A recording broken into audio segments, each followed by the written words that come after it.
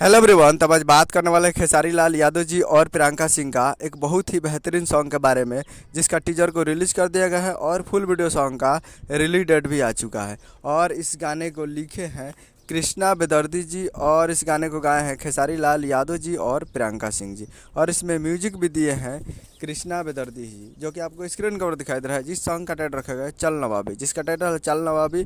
और वीडियो में खेसारी लाल यादव जी और यामिनी सिंह जी, फिर में यामिनी सिंह जी। और ये करीब 6 घंटे में करीब 50,000 इस पर इस व्यूज हो चुका है और 10,000 लाइक और करीब 500 के करीब इस पर कमेंट है। तो बहुत ही बेहतरीन सॉन्ग है। और ये एक मूवी का सॉन्ग है, जिस मूवी का नाम है गॉड फादर। और गॉड फादर का ये पहला सॉन्ग है और इस चैनल पर भी पहला सॉन्ग है खेसारी लाल यादव जी का। इससे पहले पवन सिंह जी के इस चैनल पे बहुत सारे गाने आए हैं और पहला खेसारी लाल यादव जी का गाना है।